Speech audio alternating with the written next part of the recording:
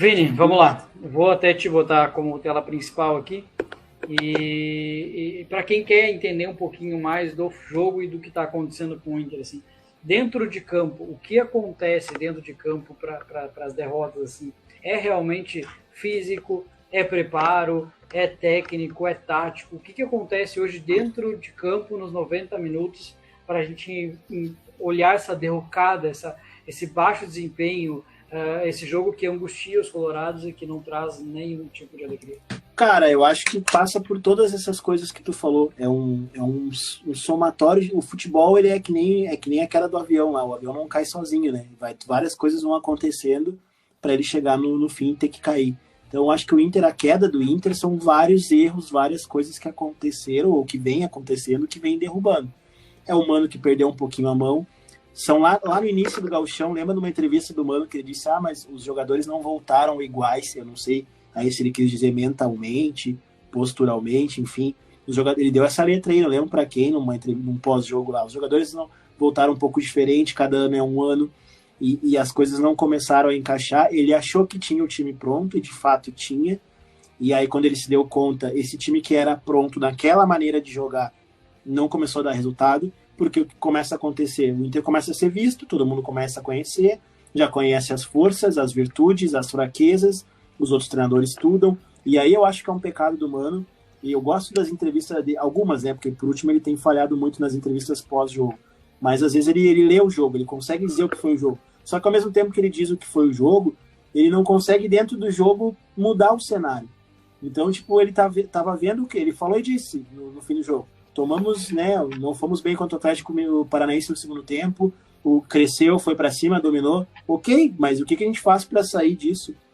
E aí eu também falava isso nos programas atrás, não via ele com plano B, né, de ter outras alternativas de jogo, outras maneiras de jogar, e aí teve que se lançar rápido o Pedro Henrique de centroavante para tentar ter uma alternativa, por um tempo deu certo, e aí depois se viu que a amostragem era baixa, porque os times do Gauchão, né, são times frágeis, aí não quiseram colocar o Pedro Henrique de centroavante no Brasileiro, e agora estão tendo que voltar atrás, porque as últimas notícias aí dão conta de que o Pedro Henrique vai jogar de centroavante. Então eu acho que isso tudo foi acontecendo nesse meio tempo, e ele não foi encontrando soluções, aí passa pelo preparador físico, que foi demitido, que também o Inter tem um problema assim de correr, mas também correr errado, porque não está organizado, e aí entra aquilo que eu falei um pouquinho antes também, da postura do jogador dentro de campo, chegar atrasado e perder dividida e tomar drible não é culpa de treinador, né? Agora, tá mal posicionado, tomar gol, vazar toda hora de cabeça, sim, é culpa de treinador. Não fazer aquela pressão lá em cima como a gente fazia é culpa de treinador. Mas aí também eu entendo um pouco, porque não adianta ele mandar o time pressionar lá em cima se os caras estão sem perna para correr ou se os caras não vão fazer.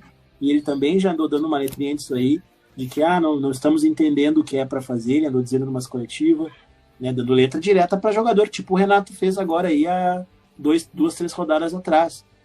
Então por isso que eu acho que esse bolo aí é muito maior do que a gente pensa. E dentro de campo não vai acontecer. Time que não tem confiança, time que não tem preparo físico, time que não é organizado, não tem como ganhar. E não temos jogador, a gente não tem jogador que resolva, a não ser o Alan Patrick, mas também ele é um jogador de resolver, mas ao mesmo tempo não, porque é um meia. Então, assim, ele não é aquele meia de fazer gol todo jogo, ele até andou fazendo gols aí bastante, mas ele é o cara mais o construtor, o cara que dá a pifada. Então a gente não pode depender dele, embora hoje dependa muito das nossas jogadas ofensivas, se ele não tá no jogo, não tem jogada ofensiva, né? Montagem do grupo também é um problema. Quem que é o reserva do Alan Patrick? Não se tem reserva do Alan Patrick. Hoje a gente não tem 15 jogadores. Não tem, foi buscar o Jean Dias, uma contratação que não precisava, ao meu ver. Por que essa contratação? Se tu não tem alguém na base, um ponta na base para colocar para ficar na reserva, tu tem que, com todo respeito ao Caxias e ao jogador, mas tu tem que recorrer ao Caxias para ter uma solução de grupo, é muito pouco. Aí eu concordo com o que tu fala, Maurício, é muito pouco para a Inter.